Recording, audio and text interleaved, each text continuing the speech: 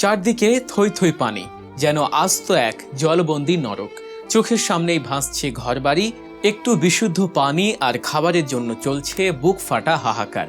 চিকিৎসা না পেয়ে চোখের সামনেই প্রাণ হারাচ্ছেন গর্ভবতী মায়েরা, আর প্রতিবন্ধী সন্তানকে কোলে নিয়ে রাস্তার উপর দিনের পর দিন রাত কাটাচ্ছেন অসহায় মা বাবা। সাপের আতঙ্কে ঘুম হারাম লাখো মানুষের।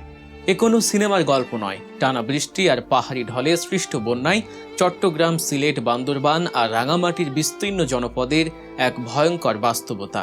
আজ আপনাদের জানাবো বানের জলে ভেসে যাওয়া এমন কিছু মানুষের হৃদয় বিদারক গল্প, যা শুনলে আপনারও চোখের পানি আটকে রাখা দায় হবে। কেন এত মানুষ চরম দুর্ভোগে? কোথায় পরিস্থিতি সবচেয়ে ভয়াবহ? এখন আমরা কারো কাছে কোনো কিছু আমরা পাই নাই, এটা আমরা অসহায় আছি। আর কিভাবে জীবন বাজি রেখে চলছে বেঁচে থাকার সংগ্রাম। টানা বৃষ্টি আর পাহাড়ি ঢলে চট্টগ্রাম ও সিলেট অঞ্চলে মৃত্যুর সংখ্যা বেড়ে দাঁড়িয়েছে 100 জনের বেশি। যদিও স্থানীয়দের মতে প্রকৃত মৃত্যুর সংখ্যা এর চেয়েও অনেক বেশি। গত এক সপ্তাহ ধরে চলা এই ভয়াবহ দুর্যোগে আহত হয়েছেন 1000-এরও বেশি মানুষ। শুধু তাই নয়, বন্যার পানির সাথে ভেসে আসা বিষাক্ত সাপের কামড় খেয়েছেন 100-র বেশি মানুষ। 7টি জেলার আশ্রয় কেন্দ্রগুলোতে এখনও গাদাগাদি করে দিন পার করছে প্রায় 5000 পরিবার। বন্যার এই ভয়াল রূপে সবচেয়ে বেশি অসহায় হয়ে পড়েছেন গর্ভবতী নারী ও প্রতিবন্ধীরা। চিকিৎসা ব্যবস্থার অভাবে ঘটে যাচ্ছে একের পর এক মর্মান্তিক ঘটনা। এসএসসি পাশ করা তরুণী সাদিয়া সুলতানা রিজা মাত্র 11 মাস আগে সংসার শুরু করেছিলেন তিনি। গর্ভে ছিল অনাগত সন্তান। হাজারো স্বপ্ন বুনছিলেন নতুন অতিথির জন্য। কিন্তু গত বৃহস্পতিবার রাতে হঠাৎ তার প্রসব বেদনা ওঠে। টানা বর্ষণে তখন রাস্তাঘাট সব পানির নিচে, গাড়ি চলার কোনো উপায় নেই। ঠিক সময়ে তাকে ডাক্তারের কাছে বা হাসপাতালে নেওয়া সম্ভব হয়নি। শুক্রবার ভোরে সন্তান জন্ম দিতে গিয়ে বিনা চিকিৎসায় মৃত্যুর কোলে ঢলে পড়েন সাদিয়া। একটি নতুন প্রাণীর মুখ দেখার আগেই শেষ হয়ে যায় একটি তরতাজা জীবন।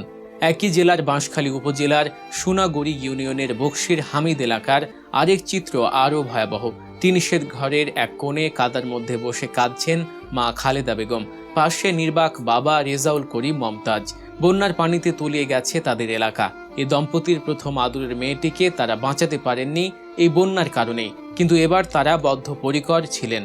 কোমর সমান, কোথাও আবার বুক সমান পানি। যোগাযোগ ব্যবস্থা পুরোপুরি বিচ্ছিন্ন। গর্ভবতী স্ত্রীকে বাঁচাতে স্বামী রেজাউল করিম তাকে কোলে তুলে নেন। প্রবল স্রোত আর ভয়ঙ্কর বন্যার পানি ভেঙে প্রায় 5 কিলোমিটার পথ পাড়ি দিয়ে স্ত্রীকে নিয়ে পৌঁছান সোনাগুড়ি বাজারে। সেখানে থেকে চট্টগ্রাম মেডিকেল কলেজ হাসপাতালে। সেখানেই তাদের একটি পুত্র সন্তানের জন্ম হয়। যোগাযোগের এই দুরবস্থার কারণে চিকিৎসা পেতে যে দেরি হয়েছে, তা হয়তো এই পরিবারের জন্য সারা জীবনের এক ট্রমা হয়ে থাকবে। অন্যদিকে সোনাগড়ি দত্তপাড়ার রিমা মল্লিকের গল্পটা একটু ভিন্ন। প্রসব বেদনায় কাতর রিমাকে বন্যার ভয়ঙ্কর রূপ উপেক্ষা করেই পরিবারের সদস্যরা নিয়ে যান চট্টগ্রাম মেডিকেল কলেজ হাসপাতালে। সেখানে এক কন্যা সন্তানের জন্ম দেন তিনি। চারদিকে বন্যার পানি দেখে রিমা ভেবেছিলেন হয়তো তিনি আর হাসপাতাল পর্যন্ত পৌঁছাতেই পারবেন না, কিন্তু তার অদম্য সাহস আর পরিবারের চেষ্টায় মা ও মেয়ে দুজনেই এখন সুস্থ আছেন। তবে সেই রাতের আতঙ্কের কথা আজও ভুলতে পারেন না তার স্বামী টিকলু মল্লিক। বন্যার এই চরম নিষ্ঠুরতা শিকার হয়েছেন শারীরিক প্রতিবন্ধীরাও। হামিদ হোসাইন নাইম নিজে হাঁটতে বা বসতে পারেন না। বন্যার পানি যখন হুহু করে বাড়ছিল, তখন তাকে কোলে নিয়ে মূল সড়কে উঠে আসেন তার মা লুতুস বেগম। এরপর টানা 3 দিন সে রাস্তার উপরই খোলা আকাশের নিচে কাটাতে হয়েছে তাদের। কেউ হয়তো একটু খাবার দিয়েছে, কেউ বা একটু সাহায্য করেছে। লুতুস বেগমের আক্ষেপ, গত বছর আগস্ট মাসে তার আরেক প্রতিবন্ধী ছেলে সাইফুল ইসলাম সাইম মারা যায়। এখন এই ছোট মেয়ে আর প্রতিবন্ধী ছেলেকে নিয়েই তার বেঁচে থাকার একমাত্র যুদ্ধ। মধ্যম ইলশা গ্রামের আরেক শারীরিক প্রতিবন্ধী জাহিদুল ইসলাম স্ত্রী আর 2 সন্তান নিয়ে ছোট্ট এক বাঁশের বেড়ায় ঘেরা ঘরে থাকতেন তিনি। শুক্রবার রাতে পাহাড়ি ঢল আর জোয়ারের পানির প্রবল স্রোতে ভেসে যায় তার সেই স্বপ্নের মাথা গোঁজার ঠাঁই।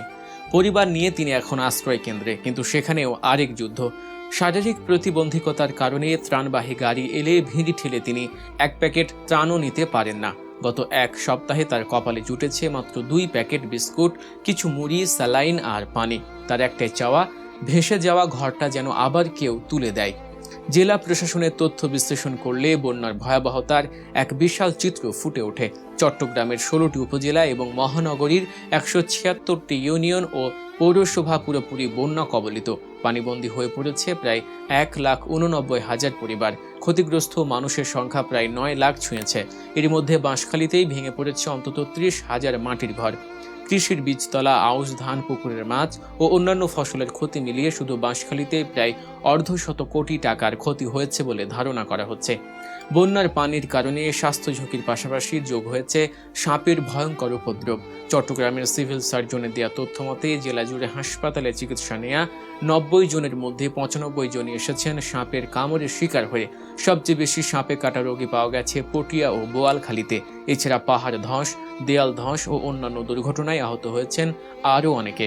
বন্যা কবলিত উপজেলাগুলোর অনেক কমিউনিটি ক্লিনিক ও উপজেলা স্বাস্থ্য কমপ্লেক্সের ভেতরেও পানি ঢুকে স্বাস্থ্যসেবা পুরোপুরি ভেঙে পড়েছিল।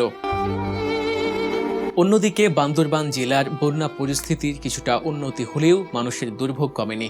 পানি নামতে শুরু করলেও প্লাবিত এলাকাগুলোতে এখন দেখা দিয়েছে খাবার ও বিশুদ্ধ পানির চরম সংকট। যোগাযোগ ব্যবস্থা এখনও পুরোপুরি বিচ্ছিন্ন থাকায় দুর্গম এলাকাগুলোর মানুষগুলো রীতিমতো মানবেত জীবনযাপন করছে। তবে স্থানীয় প্রশাসন, সেনাবাহিনী ও বিজিবি একযোগে কাজ করে যাচ্ছে এসব দুর্গম এলাকায় ত্রাণ পৌঁছে দেওয়ার জন্য। রাঙ্গামাটি জেলার অবস্থাও খুব একটা ভালো নয়। সেখানে বন্যা ও পাহাড় ধস পরিস্থিতির এখনও কোনো উন্নতি হয়নি। এখন পর্যন্ত সেখানে 3 জনের মৃত্যুর খবর পাওয়া গেছে এবং নিখোঁজ রয়েছেন আরও একজন। রাঙ্গামাটির বাঘাইছড়ি ও বিলাইছড়ির ফারুয়া এলাকায় পানি কিছুটা কমলেও এখনও অনেক এলাকা বন্যার পানিতে তলিয়ে আছে। বন্যা কেবল মানুষের ঘরবাড়ি ভাসিয়ে নেয়নি, ভাসিয়ে দিয়েছে তাদের স্বপ্ন, তাদের বেঁচে থাকার সম্বল। সরকারি বা বেসরকারিভাবে যে ত্রাণ দেয়া হচ্ছে বন্যার্তদের বিশাল চাহিদার তুলনায় তা একেবারেই নগণ্য। তবে এত কিছুর পরও মানুষগুলো হার মানেনি। বুক সমান পানি ভেঙে সাপের ভয় উপেক্ষা করে একে অপরের হাত ধরে তারা বাঁচার চেষ্টা চালিয়ে যাচ্ছে। অনেক পানি আর রাস্তাঘাট সব ভেঙে গেছে। এই চরম বিপদের মুহূর্তে আমাদের সবার উচিত বন্যার্ত এই মানুষগুলোর পাশে দাঁড়ানো। সরকারি উদ্যোগের পাশাপাশি ব্যক্তিগত পর্যায় থেকে যে যেভাবে পারি তাদের দিকে সাহায্যের হাত বাড়িয়ে দেওয়া প্রয়োজন।